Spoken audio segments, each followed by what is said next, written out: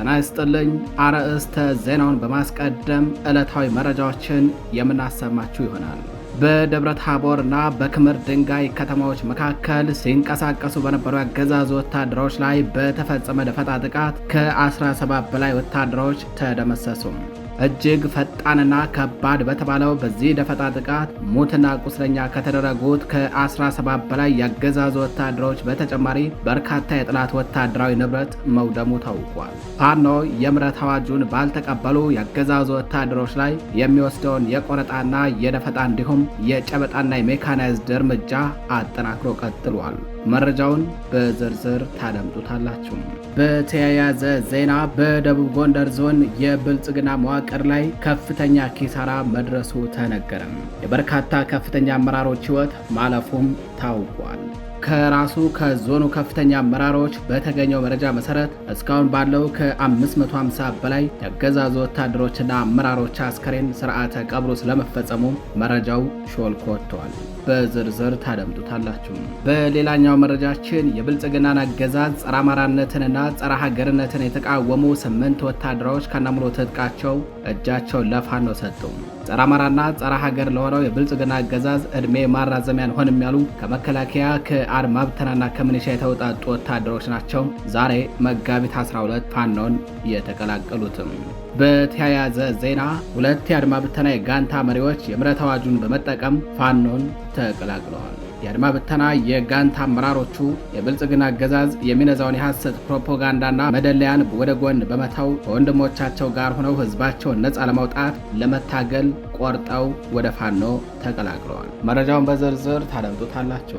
ከወደ ባህር ማዶ ከያዝናቸው መረጃዎች መካከል የአሜሪካ ማዕከላዊ እዝ አዛዥ አድሚራል ብራንድ ኩፐር የአሜሪካ ጦር በሆርሙዝ የባህረ ሰላጤ ላይ የነፃ ንግድ እንቅስቃሴን የሚያስተጓጉለውን የኢራን የረዥም ጊዜ ስጋት በማስወገድ ላይ ሙሉ ትኩረቱን እንዳደረገ አስታውቋል። በተያያዘ አሜሪካና እስራኤል በኢራን ላይ የሚያደርጉትን ጦርነት በጀመሩበት ወቅት ብሪታንያ የአሜሪካ ጦር ጥቃቱን ለመደገፍ የእንግሊዝን የጦር ሰፈሮች እንዳይጠቀም ፍቃድ ከልክላ ቆይታ የነበረ ቢሆንም አሁን ግን ፍቃድ መስጠቷ ተሰምቷል። በዝርዝር ታደምጡታላችሁ። ጤና ይስጥልኝ የተከበራችሁ የመረብ ሚዲያ ቤተሰቦች እንደምን ዋላችሁ፣ እንደምን አመሻችሁ። ከመረብ ሚዲያ የዛሬ መጋቢት 12 2018 ዓ.ም የምሽት መረጃዎችን አጠናቅረን ይዘን ቀርበናል። አብራችሁን ቆዩ።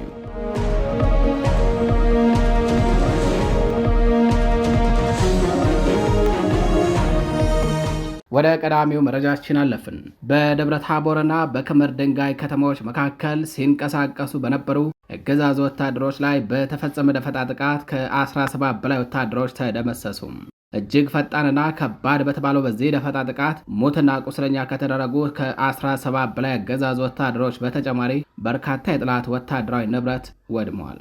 የተራራው ራስ ጉና ክፍለ ጦር በወሰደው መብረቃዊ የደፈጣ ጥቃት በአገዛዙ ሰራዊት ላይ ከባድ ኪሳራ አድርሷል። ዛሬ መጋቢት 12 2018 ዓ.ም እኩለ ቀን የአማራ ፋኖ ብሔራዊ ንቅናቄ ጎንደር ጠቅላይ ግዛት ዕዝ 206ኛ ከፍ ያለው ደሴ ኮር ስር የሚገኘው የተራራው ራስ ጉና ክፍለ ጦር ልዩ ተወርዋሪ ሻለቃ ባከናወነው የተቀናጀ የደፈጣ ውጊያም በአገዛዙ ሰራዊት ላይ ከፍተኛ የሰው ኃይልና የንብረት ኪሳራ አድርሷል። የአገዛዙ ሰራዊት ከክምር ድንጋይ ከተማ ተነስቶ ወደ ደብረ ታቦር ከተማ በማቅናት ላይ ያለ የክፍለ ጦሩ ልዩ ተወርዋሪ ኃይል ዘበራ ተብሎ በሚጠራው ስፍራ ባከናወነው ድንገተኛ ጥቃት 17 የአገዛዙ ወታደሮች ተደምስሰዋል። በዚህ መብረቃዊ ጥቃት የጠላት ኃይል ከፍተኛ ድንጋጤ ውስጥ መውደቁንና የታሰበው የጉዞ መስመርም ሙሉ በሙሉ መስተጓጎሉን የኮሩ ቃል አቀባይ ክፍል ለመረብ ሚዲያ በላከው መረጃ አስታውቋል። ክፍለ ጦሩ በአሁኑ ወቅት በተለያዩ ግንባሮች ልዩ ልዩ ግዳጆችን እየፈጸመ እንደሚገኝና የአገዛዙ ወታደሮችን የመደምሰስ ስራውን አጠናክሮ እንደቀጠለም ኮሩ ገልጿል። ፋኖ የምህረት አዋጁን ባልተቀበሉ የአገዛዙ ወታደሮች ላይ የሚወስደውን የቆረጣና የደፈጣ እንዲሁም የጨበጣና የሜካናይዝድ እርምጃን አጠናክሮ ቀጥሏል። ወደ ሌላኛው መረጃችን አለፍን። በደቡብ ጎንደር ዞን የብልጽግና መዋቅር ላይ ከፍተኛ ኪሳራ መድረሱ ተገለጸ። የበርካታ ከፍተኛ አመራሮች ሕይወት ማለፉም ታውቋል። በደቡብ ጎንደር ዞን ንፋስ መውጫና ሐሙሴት ከተሞች በነበረ ወታደራዊ ኦፕሬሽን በአገዛዙ ወታደሮችና አመራሮች ላይ ከፍተኛ የሰው ኃይል ኪሳራ መድረሱን ከራሱ ካገዛዙ ሰዎች ተረጋግጧል። ከራሱ ካገዛዙ ሰዎች በተገኘ መረጃ መሰረት እስካሁን ከ550 በላይ የአገዛዙ ወታደሮችና አመራሮች አስከሬን መቀበሩ ታውቋል። ስማቸው እንዳይጠቀስ የጠየቁ የዞኑ ጽሕፈት ቤት ሰራተኛ እንደገለጹት በንፋስ መውጫ ከተማ ብቻ 251 የሚሊሻና የአድማ ብተና እንዲሁም የመንግስት አመራሮች አስከሬን ተነስቷል ብለዋል። በከተማው የነበረው የአድማ ብተና ሻለቃ አዛዥ የተገደለ ሲሆን በስሩ የነበሩ አብዛኞቹ አባላትና አመራሮችም ሕይወታቸው ማለፉ ታውቋል። የከተማዋ ከንቲባ ደግሞ በፋኖ ቁጥጥር ስር መዋላቸው አይዘነጋም። በተመሳሳይ በሐሙሲት ከተማ ከ300 በላይ የአድማ ብተና ሚኒሻ፣ ፖሊስ እንዲሁም የከተማና የወረዳ አመራሮች አስክሬን ተቀብረዋል። በተለይ ደራ ወረዳ ዋና አስተዳዳሪና ምክትሉን ጨምሮ አብዛኛው አመራር አካላት ከወደ ፋኖ በተወሰደባቸው እርምጃ ተገድለዋል። የአንበሳሜ ከተማ ከንቲባ አስከሬንም በትናንትናው ዕለት መገኘቱ ተገልጿል። ፋኖዎች ኦፕሬሽኑን አጠናቀው ቀድመው በመውጣታቸው ወደ ንፋስ መውጫ የገባው የብልጽግና መከላከያ ሰራዊት ከፋኖ ጋር ሳይገጥም ወደ ተለያዩ አቅጣጫዎች የከባድ መሳሪያ ተኩስ ሲተኩስ እንደነበር ተገልጿል። ከአዲስ ዘመን ወይንም ሊቦ ከምከም ከወረታና ከደብረ ታቦር ከተሞች ውጭ ያሉ አብዛኞቹ የደቡብ ጎንደር ወረዳዎችና የወረዳ ከተሞች በፋኖ ቁጥጥር ስር ናቸው። የወረታና የፎገራ አመራሮች ተጨማሪ ኃይል እንዲላክላቸው ለክልሉ መንግስት ተማጽኖ እያቀረቡ ቢሆንም ክልሉ ለኔም የለኝም በሚል ባልሰማ ጥያቄያቸውን አልፎታል ተብሏል። የፋኖ ሰራዊት በአንድ ወጥ መዋቅር እየተደራጀ የትጥቅና የተተኳሽ አቅሙን እያጠናከረ መሆኑ ታውቋል። የተከበራችሁ አድማጭ ተመልካቾቻችን ወደ ሌላኛው መረጃችን አለፍን። የብልጽግናን አገዛዝ ጸረ አማራነትንና ጸረ ሀገርነትን የተቃወሙ 8 ወታደሮች ፋኖን ተቀላቀሉ። ጸረ አማራና ጸረ ሀገር ለሆነው የብልጽግና አገዛዝ እድሜ ማራዘሚያን ሆንም ያሉ ከመከላከያ ከአድማ ብተናና ከምንሻ የተውጣጡ 8 ወታደሮች ዛሬ መጋቢት 12 2018 ዓ.ም በምዕራብ ፋኖ ብሔራዊ ንቅናቄ በላይ ዘለቀ ዕዝ ሜጀር ጀነራል ውባንታ ባተ ኮር ስር የሚገኘ የጉና ክፍለ ጦርን በይፋ ተቀላቅለዋል። ከአገዛዙ በመውጣት ወደ ፋኖ የተቀላቀሉት እነዚህ 8 የሰራዊቱ አባላት በአንዳ ቤት ብርጌድ ስር እንዲደራጁ የተደረገ ሲሆን ወታደሮቹ 6 ከመከላከያ፣ አንዱ ከአድማ ብተና እንዲሁም አንዱ ከምንሻ የወጡ መሆናቸው ታውቋል።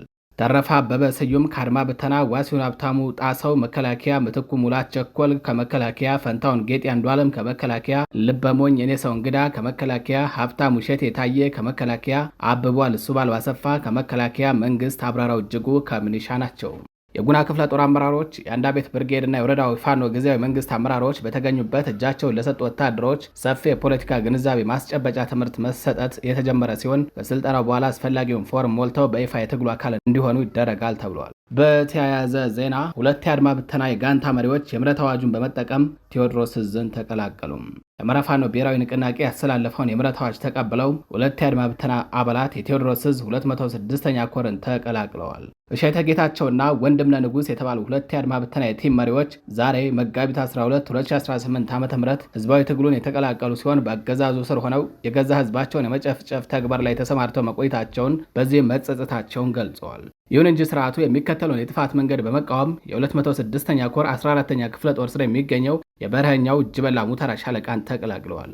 የአድማ ብተና ቲም አመራሮቹ የብልጽግና አገዛዝ የሚነዛውን የሐሰት ፕሮፓጋንዳና መደለያን ወደ ጎን በመተው ወደ ወገን ጦር በመምጣታቸው በእዙ አመራሮች ደማቅ አቀባበል ተደርጎላቸዋል። በአገዛዙ መዋቅር ውስጥ ያሉ ሌሎች የአገዛዙ ወታደሮች የቀረበላቸውን የምህረት ጥሪ በመጠቀም ወደ ህዝባቸው እንዲመለሱ 206ኛ ኮር 14ኛ ክፍለ ጦር በድጋሚ ጥሪ አቅርበዋል።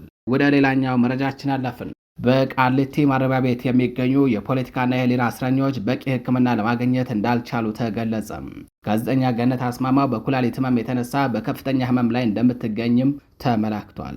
ለእስረኞች የጤና አገልግሎት መስጠት ምንም እንኳን የመንግስት ቀጥተኛ ኃላፊነት መሆኑና አድሏዊ ድርጊት የተከለከለ ስለመሆኑ በሀገር አቀፍና ዓለም አቀፍ ህጎች የተገለጸ ቢሆንም በኢትዮጵያ ውስጥ ተፈጻሚ እየሆነ አይደለም።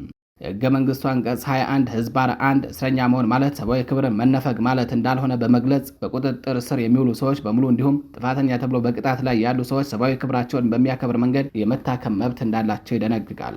የፌዴራል እስረኞች አያያዝ ህገ ደንብ ቁጥር 138 ህዝባር 2007 ይህ ደንብ በ2007 የወጣ ሲሆን እስረኞች በጾታ፣ በሃይማኖት፣ በፖለቲካ አመለካከት ወይም በዜግነት ሳይዳሉ እንዲታከሙ ያዛል። ይሁን እንጂ በተለይም በአማራነታቸው የተነሳ ወደ ተለያዩ የፌዴራል ማረሚያ ቤቶች ተወስደው የሽብር ክስ የተመሰረተባቸው የፖለቲካና የህሊና እስረኞች ሕክምናን ጨምሮ የተለያዩ አገልግሎቶችን እያገኙ አለመሆኑን በመጥቀስ በተደጋጋሚ ለፍርድ ቤት አቤቱታዎችን ሲያቀርቡ ይደመጣል። የጤና ባለሙያዎች ሳይቀር ክሊኒካዊ ነፃነታቸው እየተነጠቀ የሕክምና ውሳኔዎችን በሕክምና ምክንያት ብቻ ከመወሰን ይልቅ በእስር ቤት አስተዳደር ሰራተኞች ፖለቲካዊ ጫናን ሲቀለበሱ ይስተዋላል። የፍርድ ቤት ትዕዛዝን በተገቢው ሁኔታ ባለመፈጸም ጭምር ህሙማን እንዳይታከሙ ማድረግ የተለመደ ተግባር ሆኗል። አንድ ተጠርጣሪም ሆነ የተፈረደበት ሰው መሰረታዊ ዓለም አቀፋዊ የሆነ ሕክምና የማግኘት መብቱን በመንፈግ መቅጣት ትልቅ ኢሰብአዊ የሆነ ወንጀል ነው። ይህ መሰረታዊ የሆነ ሕክምና የማግኘት መብት ከተነፈጉ መካከል በቃሊቲ ማረሚያ ቤት የሚገኙ በማንነታቸው የተነሳ ያለ ፍትህ በግፍ እስር ላይ የሚገኙ ሴቶች፣ የፖለቲካና የህሊና እስረኞች ዋነኞቹ ናቸው። ከነዚህ መካከል ጋዜጠኛ መስከረም አበራ፣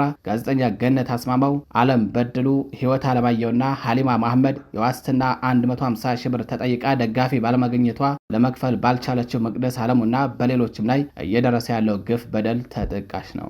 መንግስታዊ የሆነ የዘር ፍጅትና የጦር ወንጀል የተፈጸመበት ስላለው የአማራ ህዝብ ድምጽ በመሆኗ እንደ ወንጀል የተቆጠረባት መምህርትና ጋዜጠኛ መስከረም አበራ ለገጠማት ከፍተኛ የሆነ የአይን ህመም ከብዙ ጩኸት ልመናና ቤቱታ በኋላ ሕክምና ለማግኘት መቻሉ ይታወቃል። መጠነኛ መሻሻል ብታሳይም አሁን በክትትል ላይ ትገኛለች።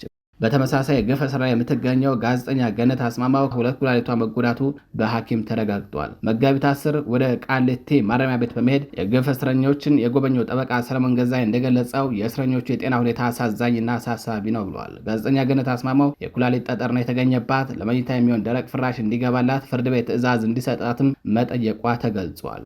ሌላኛዋ የግል እስረኛ አለም በድሉ ሕክምና ለማግኘት በተደጋጋሚ ብታመለክትም የተሻለ ሕክምና እንድታገኝ አልተፈቀደላትም። ዳኑ የአጥንት ሕክምና ሄዳ አስቸኳይ ሕክምና ማግኘት ባለመቻሉ አሳሳቢ ደረጃ ላይ ደርሷል። አራተኛ የህይወት አለማየሁና ሀሊማ መሐመድ በከፍተኛ ህመም ላይ ይገኛሉ። ሁሉም ከሰብአዊ አንጻር አስቸኳይና የተሻለ ሕክምና የማግኘት መብታቸው ሊከበርላቸው ይገባል። ይህ ይሆን ዘንድ ደግሞ የሰብአዊ መብትና የሚዲያ ተቋማት በቃሊቲ ማረሚያ ቤትና በችሎት እየተገኛቸው ኃላፊነታችሁ እንድትወጡ ሲሉ የታሳሪ ቤተሰቦች በትህትና ጠይቀዋል። አብይ አህመድ በሚመራው የኦህዴድ ብልጽግና አገዛዝ በአማራ ማንነታቸው ብቻ ከየስራና መኖሪያ ቤታቸው የታፈኑ በተለያዩ የፌዴራል ማረሚያ ቤቶች ያለፍትህ እየተሰቃዩ የሚገኙ በትንሹ ከ300 በላይ የሚሆኑ የፖለቲካና የህሊና እስረኞች ከነቤተሰቦቻቸው ሁለንተናዊ የሆነ ወገናዊ ድጋፍና ትኩረት ያስፈልጋቸዋል።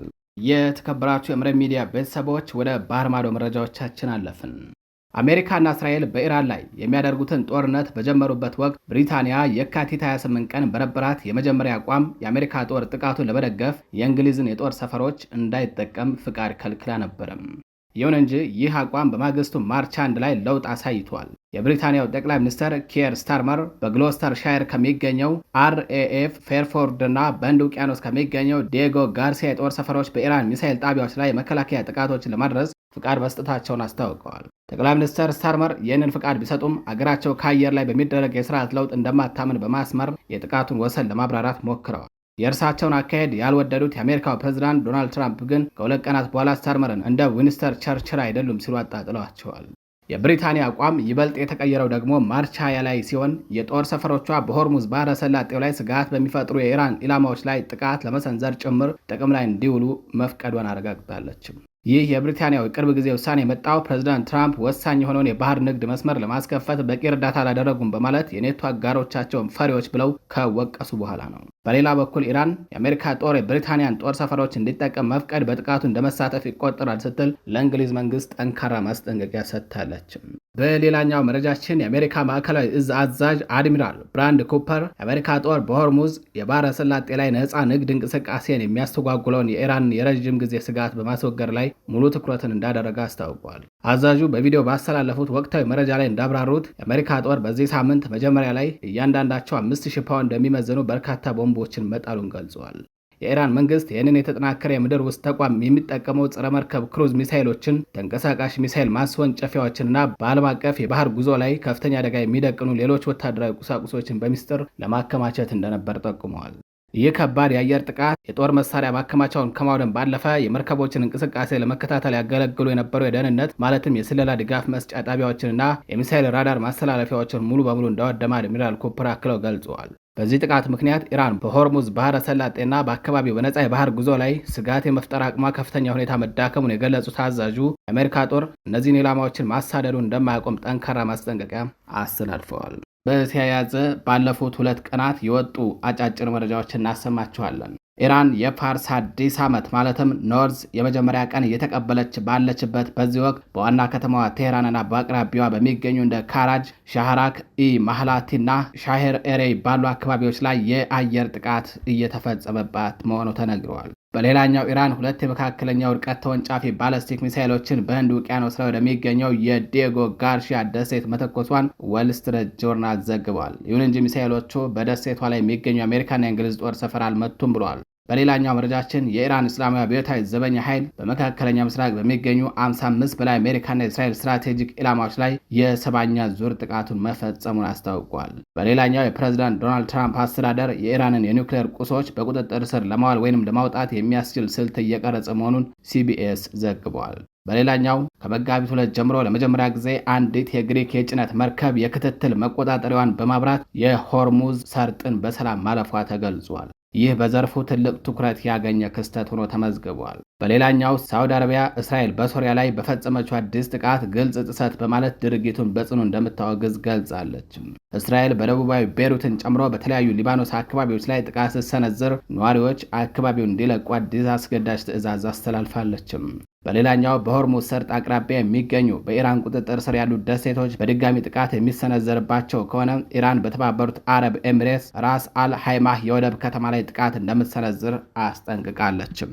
የተከበራችሁ አድማጭ ተመልካቾቻችን ለዛሬ መጋቢት 12 2018 ዓ.ም ይዘናቸው የነበሩት ዕለታዊ መረጃዎቻችን እነዚህ ይመስላሉ። ቸር ቆዩ።